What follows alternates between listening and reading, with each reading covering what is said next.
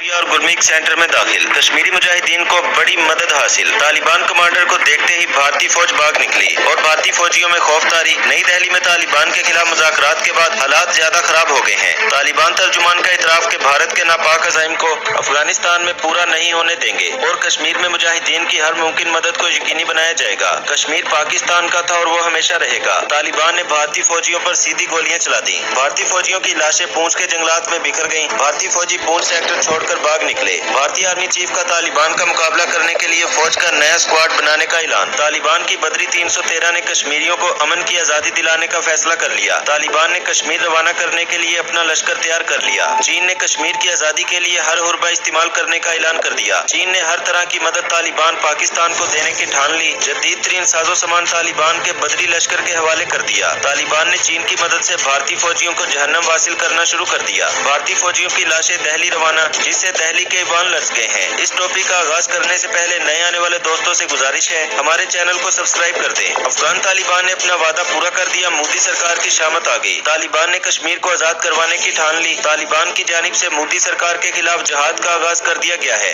जिसने भारतीय फौज की कमर तोड़कर रख दी है। तालिबान ने पाकिस्तान और चीन की बात मान ली है। मकबूजा कश्मीर को तालिबान आजाद करवाएंगे। बड़ा फैसला हो गया। पाकिस्तान और चीन ने मोदी के प्लान को नाकाम बना दिया। कश्मीर में मुसलमानों पर ढाए जाने वाले जुल्म का बदला लेने तालिबान खुद मैदान में आ गए। कश्मीर में हालात भारतीय फौज के आपे से बाहर होते जा रहे हैं और आज गिरने वाली भारतीय फौज की लाशें बता रही हैं कि इन्होंने जो 70 साल जुल्म किया है, इसका सिला मिलने का वक्त आ गया है। भारत एक बहुत बड़ी मुसीबत में फंस चुका है और जैसे ही तालिबान ने भारतीय रियासत असम और उत्तराखंड में होने वाले मुसलमानों के कत्लेआम का मसला उठाया है, तो इधर कश्मीर में भारतीय फौज ने ऐलान जंग करते हुए एक बड़ा क्रैकडाउन शुरू करने का ऐलान किया था, जिसके बाद मकबूजा कश्मीर के हालात काबू से बाहर होते जा रहे हैं। ये बात रोजे महशर की तरह यहाँ थी कि तालिबान ने जैसे अफगानिस्तान को फतह कर लिया, इसके बाद इन्होंने अपने कश्मीरी भाइयों की मदद को आना है और इन्होंने ऐसा ही किया। खबर के मुताबिक तालिबान ने जबरदस्त पेशकदमी करते हुए 80 किलोमीटर का इलाका अपने कब्जे में ले लिया है, जिसके बाद भारतीय फौज में खलबली मच गई है। भारत के ट्विटर हैंडल पर ताजा तरीन ट्वीट के मुताबिक सैकड़ों तालिबान मुजाहिदीन शोपिया के रास्ते कश्मीर में दाखिल हुए और गश्त पर मामूल भारतीय फौजियों के जवानों ने इनको जदीद तरीन असलहे के साथ देखा है। ताहाल इनमें से सवाए एक के वो सब जवान भी लापता है। भारतीय मीडिया के मुताबिक तालिबान की अब तक की बड़ी खुफिया तरीन पेशकदमी है, जिसके बाद भारतीय हुकूमत ने मजीद फौजें यहाँ पर तैनात करने का फैसला किया है। लेकिन ताहाल ये कहना मुनासिब नहीं होगा कि इन मुजाहिदीन की तादाद कितनी है और क्या भारतीय फौज इनका मुकाबला करने की ताकत रखती है। तालिबान की पहचान आमतौर पर शलवार लटकाए जंगजुओं से होती है। तालिबान की बदरी 313 बटालियन फोर्स का लिबास बिल्कुल मुख्तलिफ है। इस यूनिट को पहले तालिबान की तरफ से फैलाए जाने वाले प्रमोशनल मवाद में देखा जाता था,